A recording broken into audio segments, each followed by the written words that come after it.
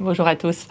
C'est un Hollandais historique, très proche du président de la République. Il est député de Seine-Saint-Denis depuis 1997 et depuis 3 ans, il est président du groupe socialiste à l'Assemblée nationale. Bonjour Bruno Le Roux. Bonjour Cécile Cornudet. Alors en général, vous êtes celui qui défendait jusqu'au bout les réformes du gouvernement, notamment pour essayer de convaincre les fameux frondeurs de socialistes à l'Assemblée nationale. Et là, pour la première fois, on a eu l'impression que vous preniez une distance avec la réforme des bourses au mérite annoncée par le gouvernement. Non. D'ailleurs, j'ai voulu, après que ce débat soit venu hier à l'Assemblée, regarder la réalité des chiffres. Et je confirme donc qu'il s'agit d'un mauvais débat, d'une mauvaise polémique qui est aujourd'hui portée par la droite. Vous avez été un peu maladroit peut-être dans l'expression ? Oui, en même temps, voilà, là-dessus, je n'avais pas en tête la façon dont nous avons essayé non simplement de garder la bourse au mérite. Et je rappelle que la bourse au mérite, c'est les élèves déjà boursiers qui ont eu la mention très bien au baccalauréat et qui vont se voir aider en supplément de la bourse qu'ils ont aujourd'hui. Et donc, c'est une reconnaissance. Et cette reconnaissance, elle reste. Elle ne disparaît pas. Elle est divisée par 2. Au lieu de 1 000 €, il y a 500 €. Mais elle est divisée par 2 parce qu'il y a aussi revalorisation et augmentation du nombre de boursiers sur critères sociaux. Parce qu'il est important d'aider tous les élèves les plus modestes des milieux populaires qui vont faire des études et qui doivent bénéficier. Et donc là, je trouve que le compromis... En fait, on est comme dans la réforme du collège, sur ce débat, moins d'élitisme et plus de justice sociale. Non, il n'y a pas moins d'élitisme. Il y a plus de justice sociale et toujours la capacité à avoir une élite. Il y a plus de capacité à réussir pour ceux qui le veulent, mais en même temps, une aide apportée. C'est Lionel Jospin qui avait créé ces bourses au mérite. Oui, et nous les gardons. Nous les gardons, et d'ailleurs, pour ceux qui en bénéficient aujourd'hui, il n'y aura absolument aucune baisse, aucune conséquence. C'est ensuite que la réforme se mette en œuvre avec un élargissement et une augmentation du nombre de bénéficiaires, et toujours la conservation de 900 € supplémentaires, après avoir déjà eu la bourse que l'on a au titre de ses origines sociales.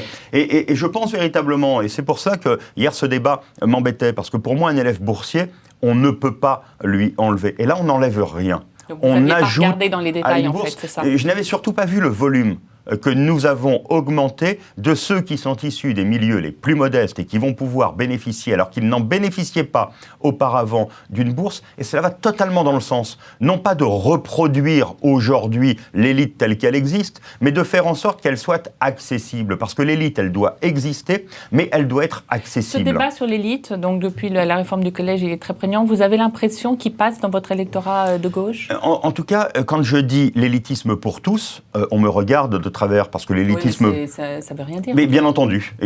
C'est pour ça que ce n'est pas cela que je défends. Moi, je défends la lutte contre l'échec scolaire, la lutte pour que chacun ait une qualification et une formation. Et en même temps, une des caractéristiques du système français, c'est qu'il y a eu toujours et qu'il y aura toujours la production d'une élite. La question qui se pose, c'est de savoir, est-ce que cette élite, elle est toujours la même ? Est-ce qu'elle est issue toujours des mêmes milieux sociaux ? Est-ce qu'elle est une élite qui se reproduit en fonction des familles ou en fonction de la formation, en fonction de l'école ? Et moi, je veux que ce soit en fonction de la formation. Les familles, elles auront un rôle, elles continuent à jouer un rôle, mais qu'on ne soit pas simplement dans la reproduction d'une élite. Et c'est en cela que nous essayons aujourd'hui d'élargir la base pour faire en sorte que plus de jeunes de notre pays puissent avoir accès à l'élite. Et ça marche. Moi, je regarde sur ma circonscription, quand on a fait les classes de jumelage avec des écoles d'ingénieurs, la classe Sciences Po, c'est le premier lycée qui a une convention ZEP Sciences Po. D'un seul coup, on a créé un engouement. Et puis les élèves se sont dit, tiens, c'est possible pour nous. Ça a élargi l'horizon des possibles. Et donc, par là même, ça a élargi la base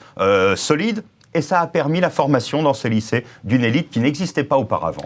Cette semaine, on a eu un chiffre du chômage très mauvais à nouveau. Est-ce que la réponse par les contrats aidés est suffisante ? Non, la réponse par les contrats aidés, elle est en fonction de la situation de crise que nous connaissons toujours sur le terrain de l'emploi, pour faire en sorte que ceux qui sont les plus en difficulté, les plus éloignés, puissent trouver un point à se raccrocher, pour pouvoir ensuite accéder à l'emploi. Mais ce qu'il faut, c'est bien entendu aujourd'hui, à côté de l'investissement, qui redémarre doucement, beaucoup trop doucement. Et c'est pour ça que nous mettons des éléments supplémentaires, d'amortissement supplémentaire pour dire aux chefs d'entreprise, ayez confiance. En même temps, sur le marché du travail, il y a peu de choses qui avancent.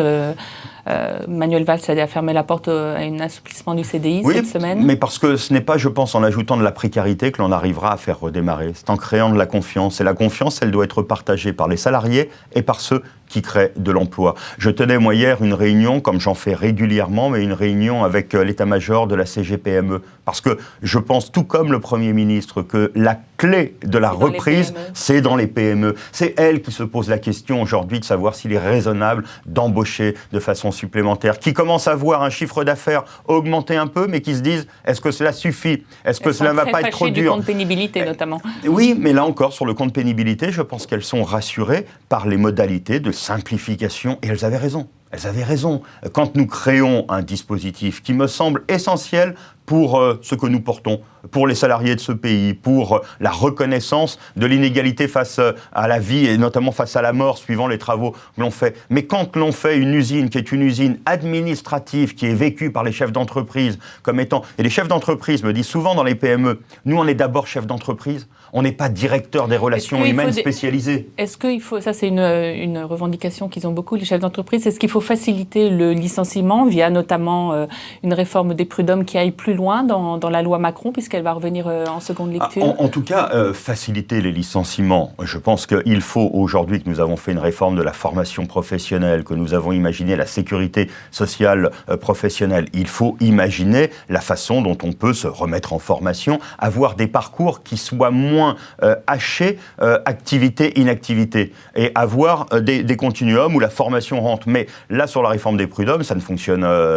très mal aujourd'hui. Donc il faut bien Justement, entendu aller plus loin. La loi Macron, puisque le 49.3, finalement, le choc a été fait dans l'opinion, est-ce que du coup, il ne faut pas en profiter pour aller plus loin dans ce texte d'assouplissement? Assouplissement, je ne sais pas s'il faut aller plus loin, mais il faut préciser les choses, et notamment sur cette question des prud'hommes. Ensuite, je ne vois pas d'autres sujets. Sur le travail du dimanche, par exemple, je considère que le point d'équilibre que nous avons trouvé en première lecture doit rester, et le bon en seconde lecture, et que toutes les demandes supplémentaires, je pense à la FNAC et un certain nombre, entraînent des effets dominos qui, au final, seront néfastes. Et donc, je pense que nous avons trouvé un point d'équilibre. Ensuite, le reste, la question du 49.3, elle dépend de l'attitude de guérilla qu'il peut y avoir à l'Assemblée nationale. Est-ce que vous avez l'impression, avec le vote sur les motions au Parti socialiste, que les frondeurs ont perdu la partie? Non, en tout cas, je pense que cela clarifie les choses. Ils ont des positions.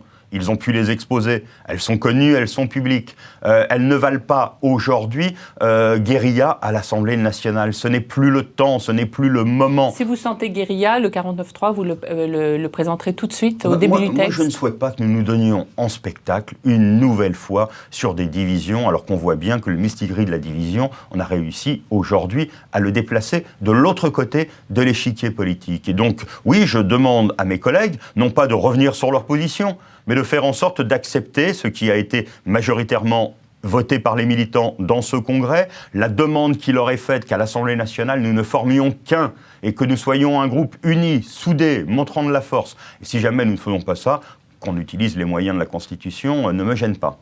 Merci beaucoup, Bruno Leroux.